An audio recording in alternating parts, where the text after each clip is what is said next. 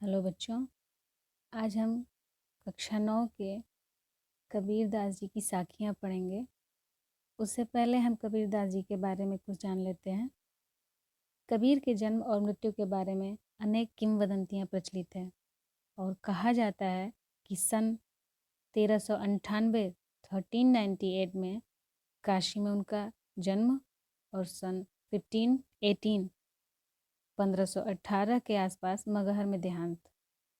कबीर ने विधिवत शिक्षा नहीं पाई थी, परंतु सत्संग, पर्यटन तथा अनुभव से उन्होंने ज्ञान प्राप्त किया था। भक्तिकालीन निर्गुण संत परंपरा के प्रमुख कवि कबीर की रचनाएं मुख्यतः कबीर ग्रंथावली में संग्रहित है, किंतु कबीर पंथ में उनकी रचनाओं का संग्रह बीजक ही प्रमाणिक माना जाता है।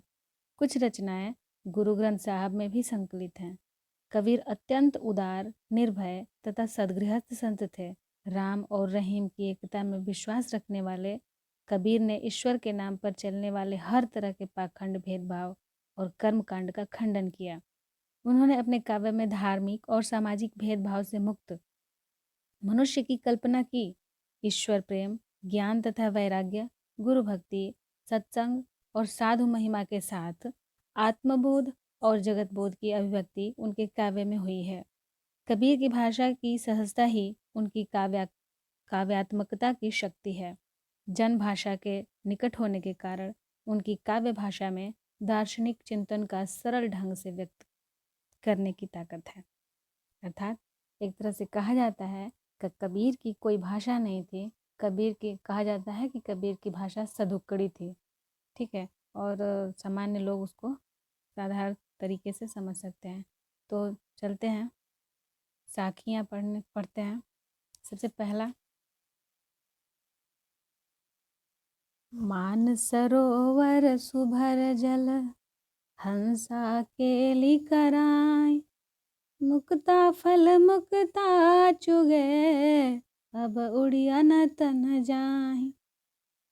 कबीर दास जी कहते हैं कि हंस मानसरोवर नामक झील के जल में क्रीड़ा करते हुए आनंदित होकर मोती चुग रहे हैं और वे इसे छोड़कर कहीं नहीं जाना चाहते हैं। ठीक उसी प्रकार मन रूपी सरोवर में जीवात्मा प्रभु भक्ति के आनंद रूपी जल में विहार करती है अर्थात खेलती है, क्रीड़ा करती है, आनंदित होती है और वह अन्य किसी स्थान पर नहीं जाना चाहती है।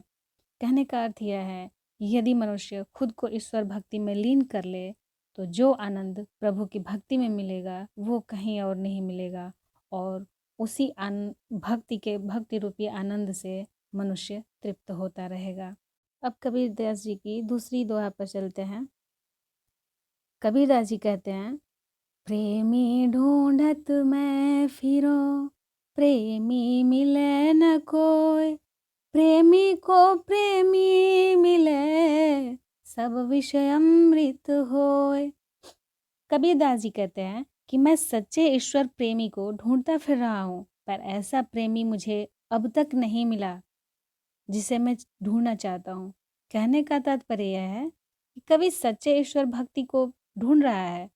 जो सच्चा ईश्वर भक्त हो, ईश्वर का प्रेमी हो, उसको ढूंढ रहा है, लेकिन ऐसा प्रेमी तब तक नहीं मिलेगा जब तक ढूंढने वाला भी ईश्वर का सच्चा प्रेमी न हो। कबीरदास जी कहते हैं कि जब सच्चे प्रेमी आपस में मिल जाते हैं तो बुराइयां रूपी जो जहर है वो भी अमृत में बदल जाता है। कहने का तात्पर्य यह है कि जब दो सच्चे प्रभु भक्त आपस में मिलते हैं तो उनके बीच का भेदभाव तथा ऊंच नीच आदि विष रूपी दुर्भावनाओं से रहित हो जाता है और वह अमृत में बदल जाता है, अर्थात सद्व्यवहार में बदल जाता है। अब कबीरदास जी की तीसरी दोहा पढ़ते हैं। कबीरदास जी कहते हैं, हस्ती चढ़िए ज्ञान को, सहज दुली चार डारी, स्वान रूप संसार है, भूकन दे झक मारी। दुलीचा यानी कि एक तरह से कालीन जिसको कि हम बिछाते हैं। तो कबीरदास जी कहते हैं कि यदि सवारी ही करनी है तो ज्ञान रूपी हाथी पर सहज ध्यान के आसन का दुलीचा अर्थात कालीन डालकर करो। और हाथी के ऊपर चढ़ जाओ, सवारी करो। और कुत्तों यानी कि जो व्यंग्य करने वाले समाज के लोग हैं, उनको भौंकने अर्थात उनके कटाक्ष करने की परवाह किए बिना शान से सवारी करो। तात्पर्य यह है कि ज्ञानी को लोगों के कहने या बातों की परवाह किए बिना अपना कर्तव्य करना चाहिए, अर्थात अपना ध्यान ईश्वर भक्ति में सहज ध्यान लगाकर एकाग्रचित होकर करना चाहिए, न कि लोग क्या कहेंगे इस भय से हम अपना कर्तव्य भूलकर पथभ्रष्ट हो जाएं। हमें ऐसा नहीं करना चाहिए।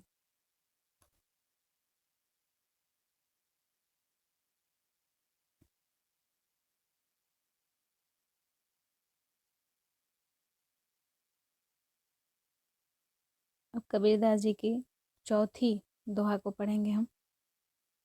कबीरदास जी कहते हैं, पखा पखी के कारण सब जग रहा भुलान, निरपख होई के हरि भजे, सोई संत सुजान। कबीरदास जी कहते हैं, सुजान का मतलब सोना होता है, निरपख मतलब निष्पक्ष, पखापखी यानी कि पक्षपात करना। तो कबीरदास जी कहते हैं कि पक्ष और विपक्ष के चक्कर में पड़कर लोगों ने स्वयं को जातियों, संप्रदायों और धर्मों में बांट लिया है और सांसारिकता में पड़कर अपने जीवन के असली उद्देश्य से भटक गए हैं। कबीरदास जी कहते हैं कि जो निष्पक्ष भाव से तटस्थ रहते हुए ईश्वर की भक्ति में लीन रहता है, वास्तव में वही संत होता है। अब कबीरदास जी के 5वें दोहा को पढ़ते हैं। कबीरदास जी कहते हैं, हिंदू मुआ राम कही, मुसलमान खुदाए, कहे कबीर सो जीवता, जो दुह के निकट न जाए। कबीरदास जी कहते हैं कि हिंदू राम के नाम पर और मुसलमान खुदा के नाम पर लड़ते लड़ते मर जाते हैं।